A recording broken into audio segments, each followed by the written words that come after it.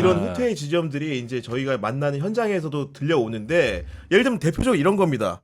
김성훈 경호처 차장 그분이 윤석열 체포영장 2차 집행 때 그러니까 쉽게 얘기해서 그런 집행이 부당하다고 반대한 간부를 해임했다는 소식이 전해졌습니다. 드디어 이 보복 인사가 현실화됐습니다.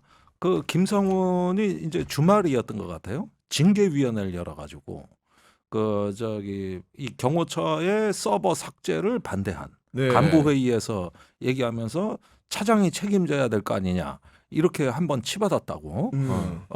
기밀 누설죄로 해임을 의결했다네. 그렇죠. 뭔 기밀 누설죄요? 네. 그러니까 국가수사본부의 군사시설 위치를 알려줬다네. 야. 이래가지고 아니 체포하러 네. 오면은 네. 이게 어디가 그 시설이 이렇게 있는데 우리가 협상을 해야 될 거 아닙니까? 그렇죠. 네. 그래서 그 위험 시설로 접근하지 않도록 안내도 해야 되고 네. 사실은 이런 대화가 필요한데 이거 다 괘씸죄에 걸린 거예요, 이거. 네. 그렇죠. 전부 다. 근데 저는 김성훈 경호처 차장 네. 빨리 구속을 시켜야 될 것 같아요. 네. 왜냐하면 오늘 윤건영 의원이 다른 방송에 나와가지고 본인이 제보받은 얘기를 또 하나 했거든요. 어떤 제보입니까? 네. 그러니까 지금 김성훈 전 경호처 차장 같은 경우에 자기가 만약에 사태에 대비해서 구속이 될 수도 있잖아요. 뭐 어떻게 네. 그렇죠. 네. 자기 신변에 좀 변화가 있을 가능성도 있지 않습니까? 네. 자, 그런 상황에 대비해서 지금 그 경호처의 승진 인사 있지 않습니까? 네. 이 승진 인사를 위해서 인사고가 있잖아요. 이거를 인위적으로 좀 평가 같은 거를 조작을 하려고 네. 그렇게 지시를 했다는 거예요. 네. 근데 이때 지금 그런데도 불구하고 경호처에 있는 그 직원들이 네. 이거는 안 된다. 이거 말이 되냐. 나중에 이게 보면 데이터가 다 남지 않습니까? 그렇죠. 기록이. 네. 자기가 이제 처벌을 받을 수가 있기 때문에 그건 안 된다라고 지금 저항을 하고 있대요. 네. 그러니까 지금 뭐 그때 경호 3부장이 지금 해임 의결이 됐다라고 하는데 네. 그 당사자도 반발을 하고 있고 뭐 법적 대응까지 아마 할 것 같아요. 당연히 보니까. 그러겠죠. 네. 네. 근데 지금 거기서 끝나지 않고 김성훈 경호처 차장 같은 경우에는 네. 나중에 본인이 없을 때를 대비해서 본인 라인으로 지금 경호처를 꾸리려고 한다는 그런 얘기지 않습니까? 네. 빨리 체포해야 됩니다. 빨리. 네. 오히려 잘된 측면도 있어요. 승진하고 네. 이렇게 개긴 사람이 누군지를 아예 식별을 다 해주구나. 정확하게 피하 식별해준다. 네. 그러니까. 그럼 김성훈이 자기 손으로 근무평정을 높게 준 사람들은 일단 내란에 가담했던 사람 이렇게. 근무평정 조작하고 승진시키고 그러면은 여기 다 있습니다. 그렇죠. 요 놈들입니다. 네.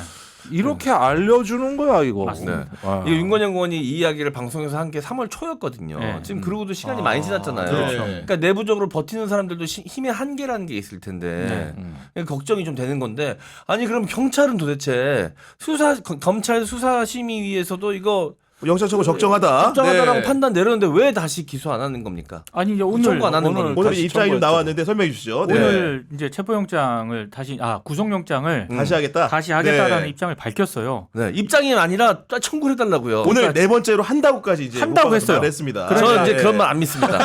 아니 경찰은 해. 검찰이 문제지. 아니요. 저 지금 아니, 불신이 근데 상당해요. 저도 불신이 합니까? 상당한데 경찰이 걔 뭔가 준비를 했던 것 같아요. 그래서 뭔가 이게 청구를 하려고 막 하고 있었는데 갑자기 생각지도 못한 변수가 생겼잖아요. 윤석열이 풀려나왔죠. 풀려나왔어. 예. 잠깐 이렇게 된 것 같아요. 내려고 하다가 네. 그러니까 그 왜 눈치를 보냐 이거죠. 그렇죠. 그러니까 네. 그 학대하던 아버지가 어느 날 사라졌다가 다시 나타나니까 평소 안 하던 청소도 하고 갑자기 그냥 자식들이 난리가 난 거예요. 난리가. 아니, 오늘은 학대 아버지론입니까?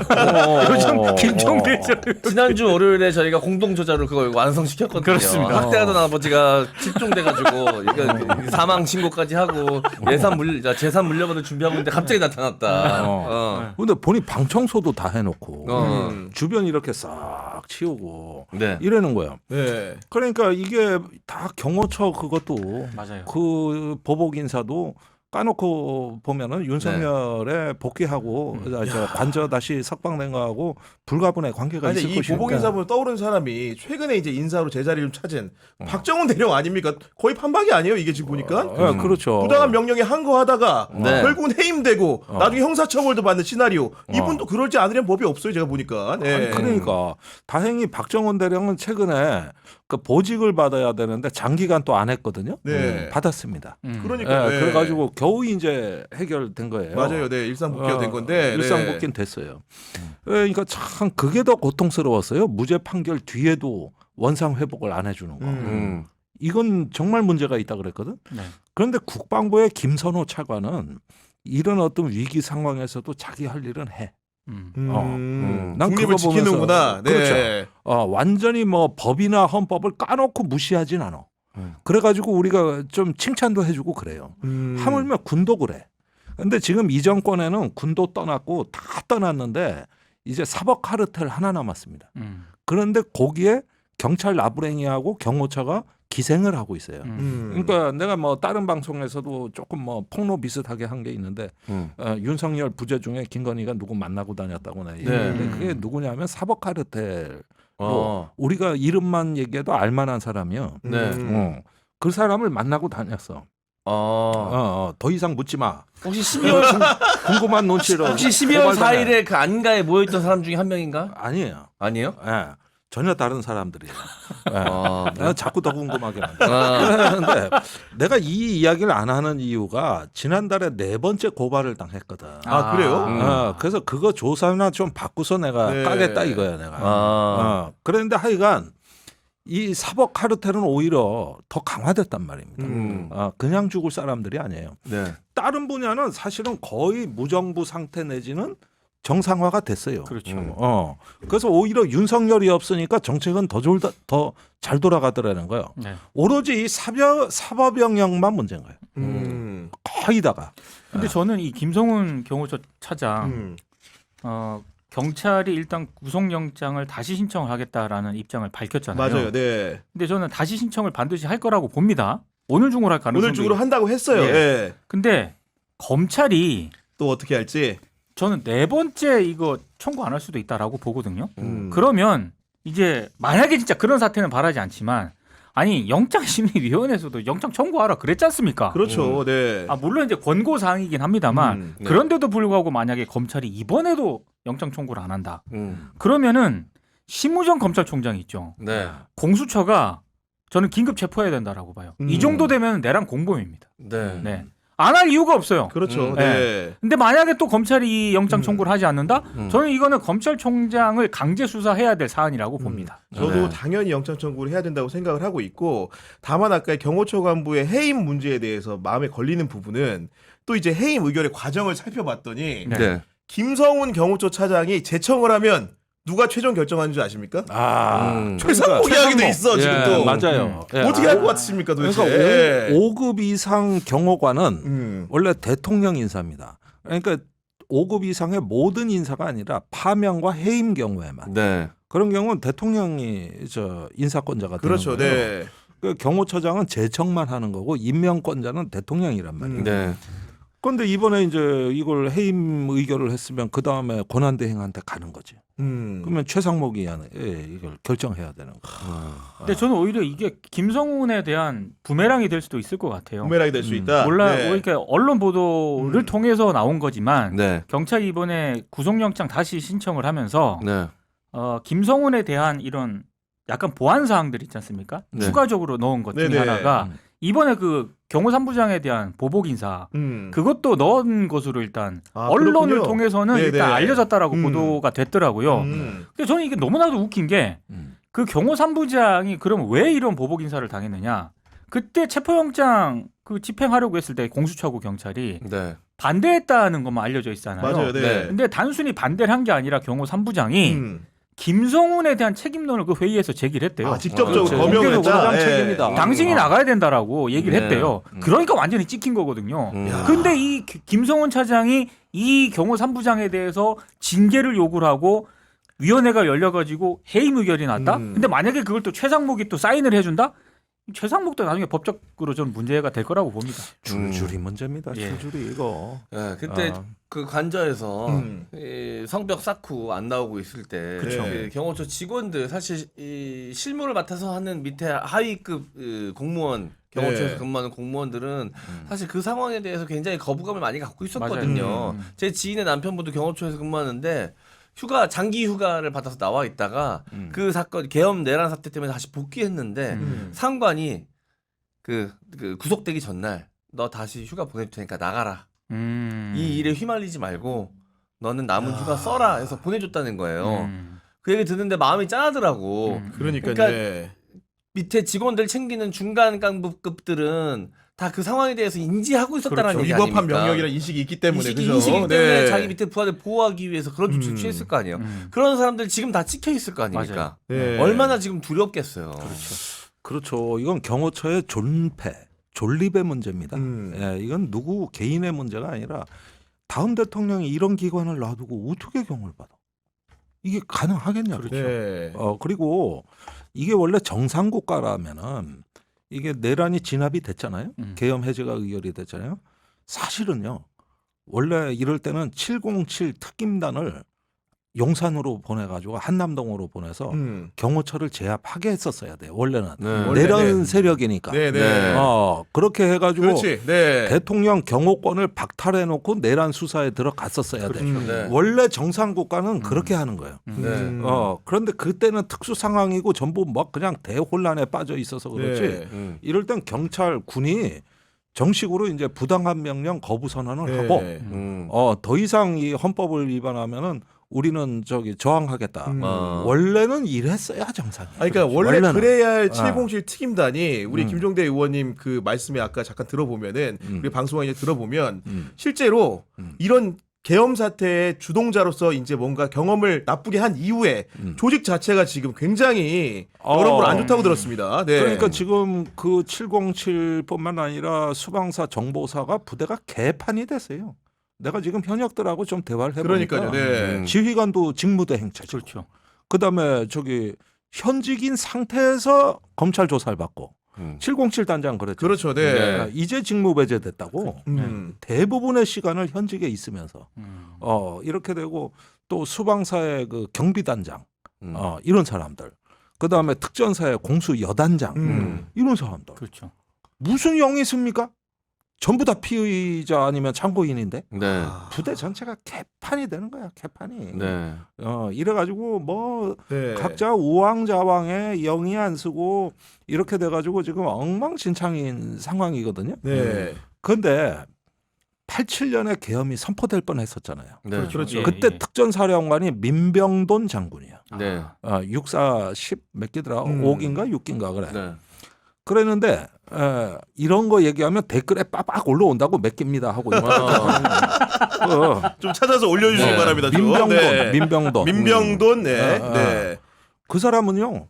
저기 육군본부에서 작전 명령이 내려왔어요. 저기 계엄 출동 준비하라고. 네. 87년에 진짜 친위 쿠데타 직전까지 간 거예요. 그러니까 딱 그거 명령서 보고 고명승 보안사령관한테 전화해서 이게 말이 돼요? 난 못 따라요. 이거 저 명령 취소해달라고 저기 형님도 좀 얘기 좀 하셔. 그 같은 한화회였거든. 네. 15기랍니다. 15기 예. 대충 맞췄어. 네. 그래놓고 707 단장을 불러. 민병돈이. 네.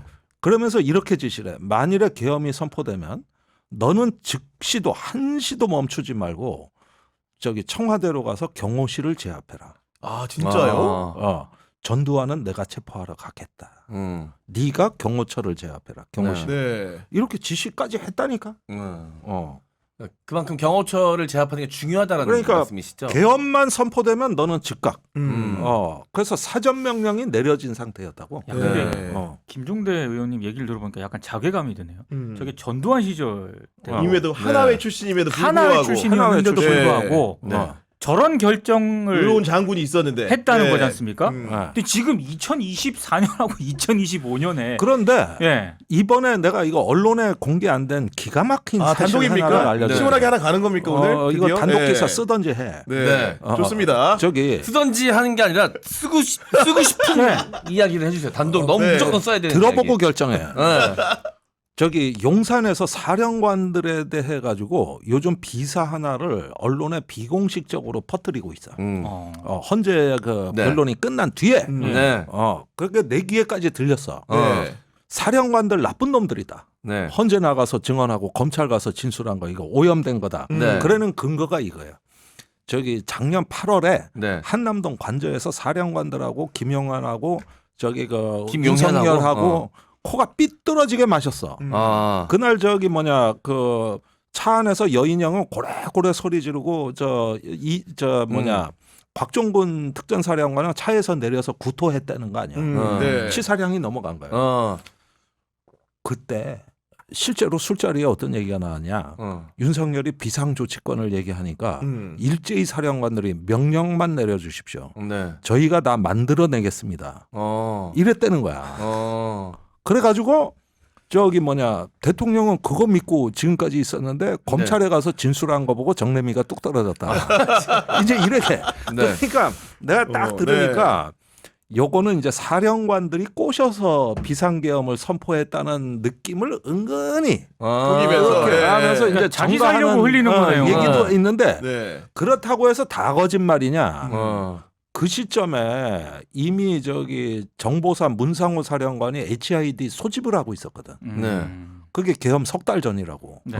그렇게 보면 저렇게 미리미리 준비하는 거 보면은 완전히 거짓말도 아니요. 네. 네. 뭔가 사전에 2, 3개월부터 준비를 왜 하겠냐고. 네.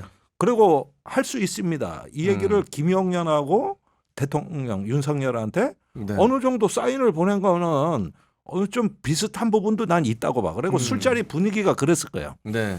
그러니까 이들이 서로 지금에 와서 살려고 하니까 책임 전가를 하는 것이다. 네. 책임 전가를. 그리고 윤석열은 지 혼자 살겠다는 얘기다. 근데 저는 사령관들은 물론 이제 곽정근 전 특전사령관 같은 경우에는 네. 당시에는 네.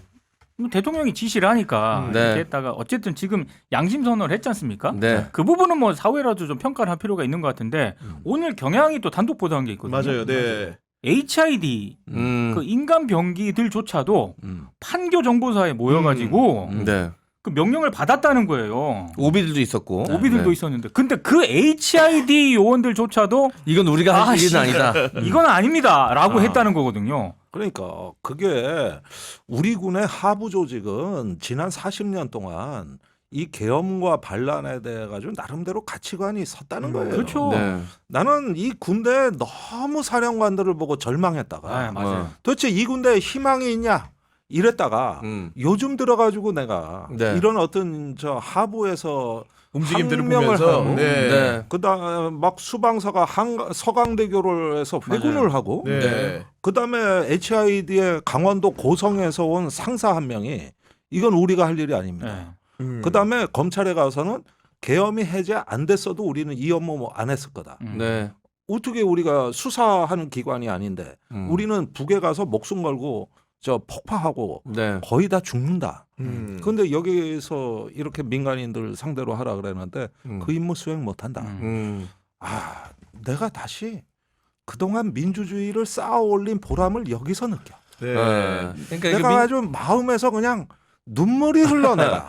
내가 민주주의에 대한 경험치도 있을 것이고 그리고 실제로 윤석열 정권에서 단물빵 거는 다 고위직들일 거예요. 맞아요. 네. 자기들하고 상관없는 얘기일 거란 말이지. 군이든 경찰이든 뭐 검찰이든 그렇죠. 다 그럴 것 같아요. 보면 이 하부 조직들 말씀하신 하부 조직들이나 실무진들이 그나마 버텨줘서 지금까지 온 거라는 생각이 좀 드는 게 검찰도 그렇게 싫지만 PNR 압수수색 관련해서 필요성에 대해서 검사 8명이 연서명한 적지 거 있잖아요. 않으니까. 그렇죠. 네. 그것도 검사들이 자기신들은 제대로 수사하고 싶다라는 일단 의지를 남겨놓은 거잖아요. 네, 네. 경찰도 마찬가지고 경호처도 그렇고 그렇죠. 모든 조직이 지금 윤석열로부터 이 단물 빨고 맞아요. 그 단 네. 과실을 얻어먹었던 그 고위직들이 다 문제라는 겁니다 맞습니다. 지금. 네.